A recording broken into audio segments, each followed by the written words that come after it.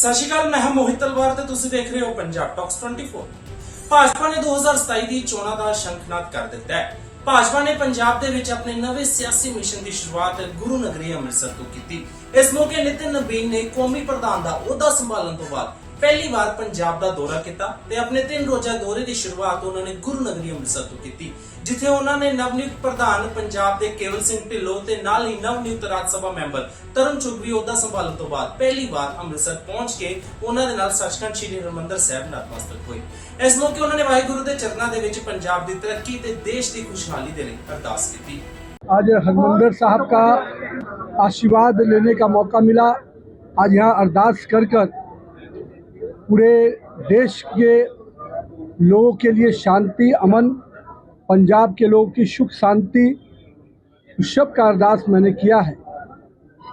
पटना साहिब गुरु गोविंद सिंह जी के जन्म स्थान से मैं आया हूँ, जो मेरी कर्म भूमि है।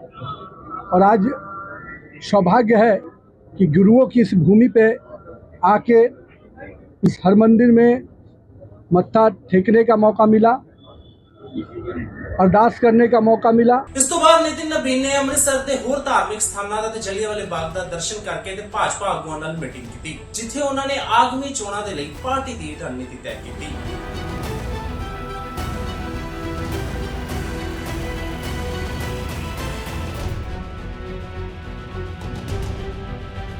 ਇਸ ਤੋਂ ਬਾਅਦ ਉਹ ਜਲੰਧਰ ਦੇ ਲਈ ਰਵਾਨਾ ਹੋ ਗਏ, ਜਿੱਥੇ ਵਰਕਰਾਂ ਦੇ ਭਰਵਾਂ ਸਵਾਗਤ ਕੀਤਾ ਤੇ ਉੱਥੇ ਹੀ ਉਹਨਾਂ ਨੇ ਦਾਅਵਾ ਕੀਤਾ ਕਿ ਜਿਸ ਤਰ੍ਹਾਂ ਲੋਕ ਭਾਜਪਾ ਨੂੰ ਪੰਜਾਬ ਦੇ ਵਿੱਚ ਪਿਆਰ ਦੇ ਰਹੇ ਨੇ, ਉੱਥੋਂ ਸਾਫ਼ ਪਤਾ ਲੱਗਦਾ ਹੈ ਕਿ ਪੰਜਾਬ 'ਚ ਹੁਣ कमल का फूल ही खिड़न जा रहा है। पंजाब की मिट्टी हमेशा वीर सपूतों को जन्म दिया है। पंजाब के लोगों ने शहादत देकर इस देश की रक्षा की है।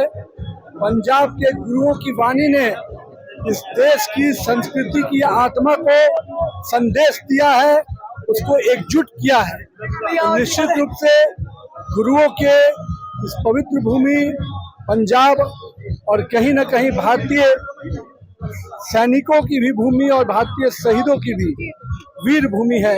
और इस वीर भूमि पे आकर निश्चित रूप से मैं नतमस्तक हूँ। और मेरा पूरा जिस प्रकार से लोगों में उत्साह है, इस बार पंजाब का पुत्र निश्चित रूप से पश्चिम। ਉੱਥੇ 21 ਤਰੀਕ ਨੂੰ ਅੰਤਰਰਾਸ਼ਟਰੀ ਯੋਗਾ ਦਿਵਸ ਦੇ ਮੌਕੇ ਨਿਤਿਨ ਨਬੀਨ, ਤਰੁਣ ਚੁੱਘ, ਕੇਵਲ ਸਿੰਘ ਢਿੱਲੋਂ ਸਣੇ ਹੋਰ ਭਾਜਪਾ ਦੇ ਆਗੂਆਂ ਨੇ ਯੋਗ ਦਿਵਸ ਮਨਾਇਆ ਤੇ ਸੰਦੇਸ਼ ਦਿੱਤਾ ਕਿ ਪ੍ਰਧਾਨ ਮੰਤਰੀ ਨਰਿੰਦਰ ਮੋਦੀ ਦੀ ਅਗਵਾਈ ਦੇ ਵਿੱਚ ਚਲਾਏ ਗਏ ਯੋਗ ਅਭਿਆਨ ਨੂੰ ਅੱਜ ਦੁਨੀਆ ਭਰ ਦੇ ਵਿੱਚ ਪ੍ਰਾਥਮਿਕਤਾ ਦਿੱਤੀ ਜਾ ਰਹੀ ਹੈ ਤੇ ਸਾਡੇ ਲਈ ਵੀ ਜ਼ਰੂਰੀ ਹੈ ਕਿ ਬਾਕੀ ਕੰਮਾਂ ਦੇ ਨਾਲ-ਨਾਲ ਯੋਗ ਕਰਕੇ ਆਪਣੀ ਜ਼ਿੰਦਗੀ ਦੇ ਵਿੱਚ ਵੀ ਤੰਦਰੁਸਤੀ ਤੇ ਸਰੀਰ ਦੀ ਦੇਖਭਾਲ ਕਰੀਏ।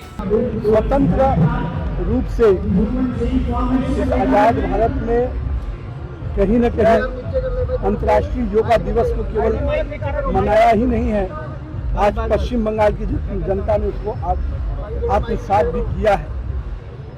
और पश्चिम बंगाल में आज माननीय प्रधानमंत्री जी का उपस्थिति निश्चित रूप से वहाँ के लोगों को नई दिशा दे रहा है। अंतर्राष्ट्रीय योगा दिवस पूरे विश्व में भारत को एक नई पहचान, भारतीय संस्कृति को एक नई निशान के रूप में देखा जा सकता है।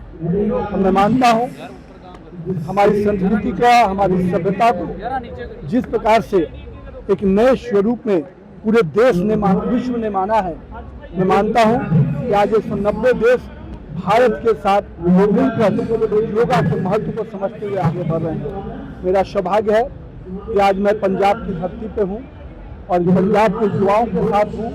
और मैंने पंजाब के युवाओं से यही कहा कि अंतर्राष्ट्रीय योग दिवस को सही रूप से अगर हमें मनाना है और इसको अपने जीवन का दिनचर्या में लाना है, तो निश्चित रूप से पंजाब के उस अभिशाप को निश्चित रूप से बाहर निकालना होगा, जो कहीं ना कहीं ड्रग्स के रूप में हमें खोखला करने का प्रयास कर रहा है। हम पंजाब के युवाओं से, पंजाब के समाज के लोगों से, पंजाब के नागरिकों से कहेंगे कि जो पंजाब अपनी मेहनत के लिए, अपने परिश्रम के बल पर, अपने शहादत के बल पर अपनी पहचान बनाया है, उस पंजाब को, पुरुषार्थ को निश्चित रूप से फिर से आगे लेकर उसके पंजाब के विकास में लगाना है, पंजाब और भारत के विकास में लगाना है। तो निश्चित रूप से ड्रग्स को नो कहने का सबसे उचित समय आज है। इस तो बाद पंजाब की व्यापारक राजधानी लुधियाना पहुंचे, जिथे उन्होंने नौजवानों नाल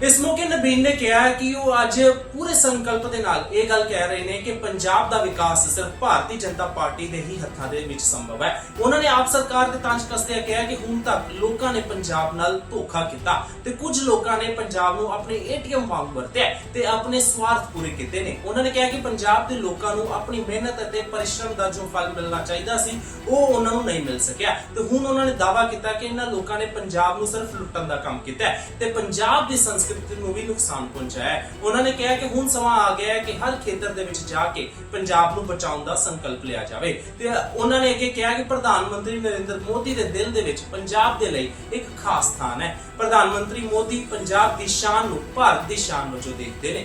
पार्टी का रोड मैप क्या है, मैं आज आपके सामने, अपने कार्यकर्ताओं के सामने, अपने उन नेतृत्वकर्ताओं के सामने जिनकी ताकत के बल पर भारतीय जनता पार्टी खड़ी है, मैं उन कार्यकर्ताओं को साक्षी मानकर और उनको संकल्प लेके कहता हूं, पंजाब का विकास भारतीय जनता पार्टी के ही हाथों होना है और इस विश्वास के बात को लेकर हम सबको आगे बढ़ेंगे। क्योंकि पंजाब को कई फर्जीवाड़े लोगों ने ठगा है।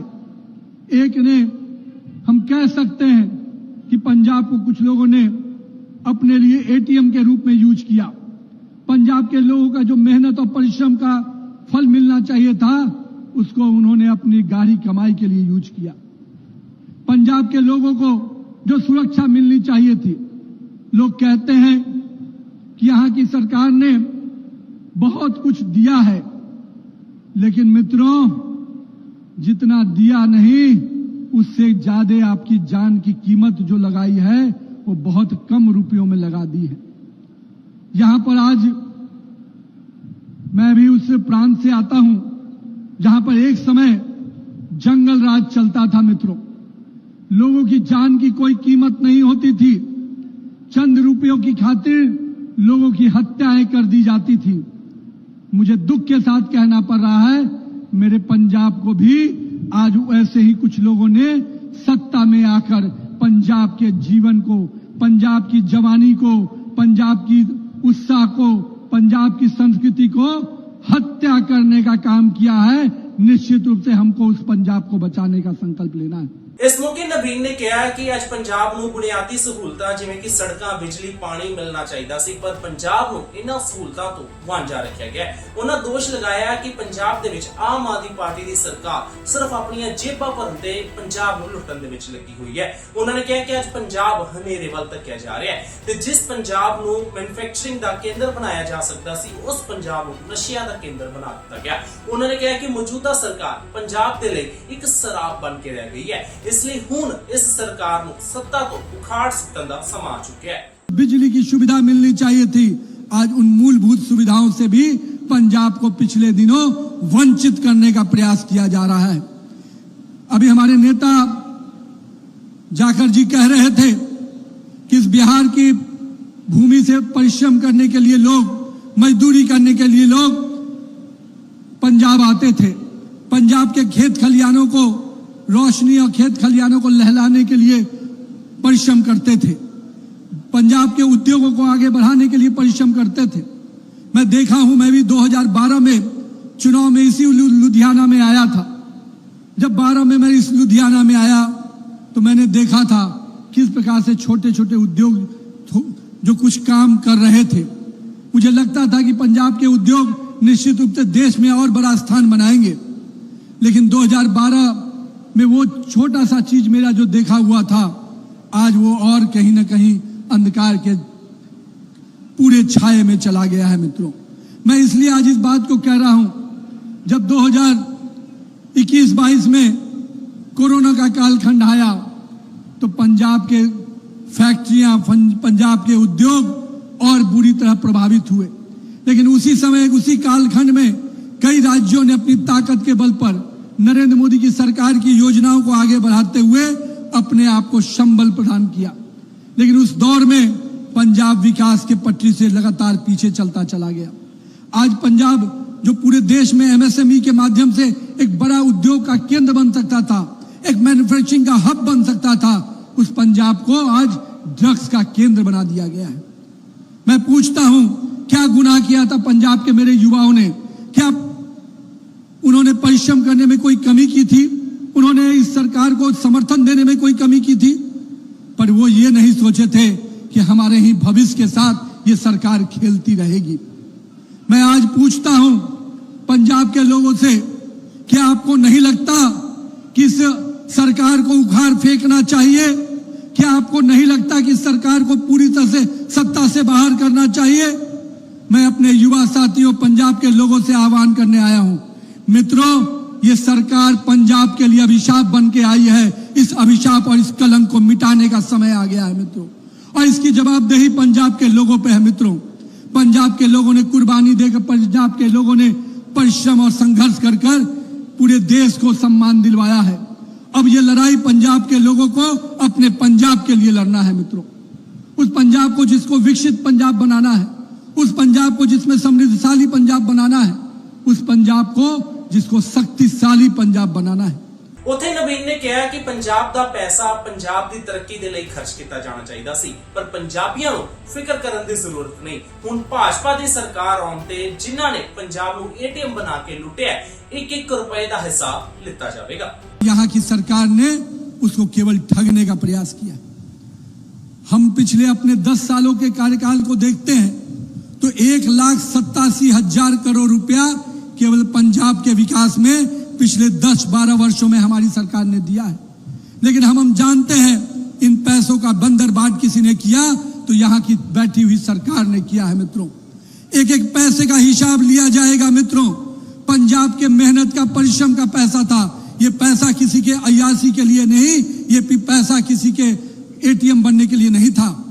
जो दिल्ली के दरबार को सजाने का प्रयास करते हैं, वो पैसा अगर पंजाब के परिश्रम और पुरुषार्थ का पैसा है तो उस पैसे का हिसाब एक एक पंजाब का नागरिक लेके रहेगा, और इसका हिसाब 2027 के चुनाव में हम करने जा रहे हैं। ਉੱਥੇ ਜਾਂਦੇ ਜਾਂਦੇ ਨਿਤਿਨ ਨਵੀਨ ਨੇ ਭਗਵੰਤ ਮਾਨ ਤੇ ਕਥਿਤ ਵੀਡੀਓ ਵਾਲੇ ਵਿਵਾਦ ਤੇ ਵੀ ਮਾਨ ਨੂੰ ਘੇਰ ਲਿਆ ਤੇ ਕਿਹਾ ਕਿ ਪੰਜਾਬ ਲਈ ਬੇहद ਸ਼ਰਮ ਦੀ ਗੱਲ ਹੈ ਕਿ ਜਿਸ ਸੂਬੇ ਦੇ ਵਿੱਚ ਲੋਕ ਗੁਰੂਆਂ ਦੀ ਪਰੰਪਰਾਵਾਂ ਨੂੰ ਪ੍ਰਮੁੱਖਤਾ ਦੇ ਕੇ ਚੱਲਦੇ ਹੋਣ, ਉਸ ਸੂਬੇ ਦਾ ਮੁੱਖ ਮੰਤਰੀ ਹੀ ਗੁਰੂਆਂ ਦੀ ਬੇਅਦਬੀ ਕਰ ਰਿਹਾ ਹੈ। ਉਹਨਾਂ ਨੇ ਕਿਹਾ ਕਿ ਭਾਜਪਾ ਦਾ ਇੱਕ ਹੀ ਸਿਧਾਂਤ ਹੈ ਕਿ ਧਰਮ ਦੀ ਰਾਖੀ ਕਰਕੇ ਰਾਜਨੀਤੀ ਕਰਨਾ, ਤੇ ਉਹ ਹੁਣ ਪੰਜਾਬ ਦੇ ਵਿੱਚ ਬਹੁਤ ਜ਼ਰੂਰੀ ਹੈ ਤੇ ਸਮਾਂ ਆ ਚੁੱਕਿਆ ਹੈ ਕਿ ਪੰਜਾਬ ਦੇ ਲੋਕ ਆਪਣੇ ਪੈਰਾਂ ਤੇ ਖਲੋਣ ਤੇ ਇਸ ਕਲੰਕਿਤ ਸਰਕਾਰ ਤੋਂ सूबे तो मुक्त करन ते एक बार फिर तो विकसित ते मजबूत सूबा बनाओ। यहाँ के मुख्यमंत्री की जो कार्यशैली है, मैं उस पर कोई टिप्पणी न करूं तो अच्छा है, पर बहुत दुख होता है कि एक मुख्यमंत्री जो देश राज्य का नेतृत्व करता होता है, वो इस प्रकार से गुरुओं का अपमान करे। ये शायद पंजाब की जनता बर्दाश्त नहीं करेगी। निश्चित रूप से इसकी सजा देने का समय आ गया है मित्रों। मैं इसलिए आज इस बात को कह रहा हूं मित्रों कि पंजाब के लोगों ने हमेशा अपने आप को, गुरुओं की परंपराओं को, गुरुओं की सम्मान को सबसे ऊपर रखा है, श्रेष्ठ रखा है। हमने हमेशा माना है, पंजाब के लोगों ने, पंजाब के यहाँ के प्रांत के नागरिकों ने, कि हमारे लिए अपने गुरुओं का सम्मान सबसे ऊपर है, उसके बाद राजनीति है। हम मानते हैं कि धर्म की सुरक्षा के साथ हम राजनीति को आगे मानते हैं। आज उस प्रांत में अगर इस प्रकार का व्यवहार हो रहा है तो निश्चित रूप से प्रांत के लोगों को, पंजाब के लोगों को खड़ा होने का समय आ गया है। पंजाब के लोगों को संघर्ष करने का समय आ गया है कि आइए अपने पंजाब को उस कलंकित सरकार से, उस अभिशाप वाली सरकार से मुक्त करें और पंजाब को एक विकसित पंजाब बनाने की दिशा में आगे बढ़ें।